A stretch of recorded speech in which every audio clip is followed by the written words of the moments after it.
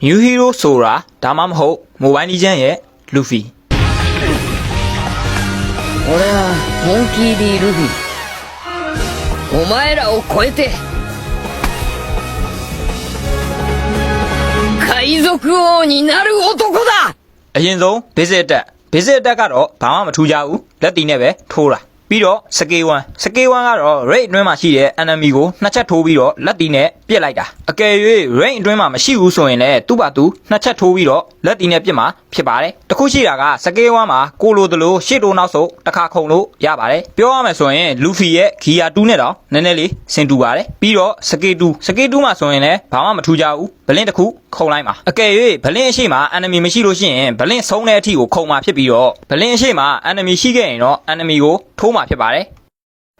နောက်ဆုံးမှာတော့ ultimate မှာတော့နှစ်မျိုးရှိမှာဖြစ်ပြီးတော့ ultimate ကိုဖိထားပြီးတော့ဘယ်ဘက်ကိုနှိပ်လိုက်မယ်ဆိုရင်တော့ဒါက damage ultimate ဖြစ်ပါတယ်အကယ်၍ ultimate ကိုဖိထားပြီးတော့ညာဘက်ကိုနှိပ်လိုက်မယ်ဆိုရင်တော့ဒါက stun ultimate ပဲဖြစ်ပါတယ်ဒါက ultimate ကိုဖိထားပြီးတော့ဘယ်ဘက်ကိုနှိပ်လိုက်တဲ့ damage ultimate ပဲဖြစ်ပါတယ် damage ultimate ကိုနှိပ်လိုက်မယ်ဆိုရင်တော့ပုံမှန်ထက်ကိုမြန်သွားမှာဖြစ်ပြီးတော့အဆန်စင်တကောင်လို့ damage လည်းပို့ပြီးတော့ထွက်လာမှာဖြစ်ပါတယ်ပြောရမယ်ဆိုရင်ဒါက Luffy ရဲ့ Gear 5နဲ့တောင်ဆင်တူပါတယ်ဒါကတော့ ultimate ကိုဖိထားပြီးတော့ညာဘက်ကိုနှိပ်လိုက်တဲ့ stun ultimate ပဲဖြစ်ပါတယ် stun ultimate မှာဆိုရင်တော့ပုံမှန်ထက်ကိုနှိပ်သွားမှာဖြစ်ပြီးတော့ damage ကလည်းတိတ်မထွက်တော့ပါဘူး damage ကလည်းတိတ်မထွက်တော့ဘူးဆိုပေမဲ့ skill တိုင်းက stun မိတဲ့အတွက်ကြောင့်တော်တော်လေးကို battle ဆိုင်လို့ကောင်းပါတယ်ပြောရမယ်ဆိုရင် Luffy ရဲ့ Gear 4နဲ့တောင်နည်းနည်းလေးဆင်တူပါတယ်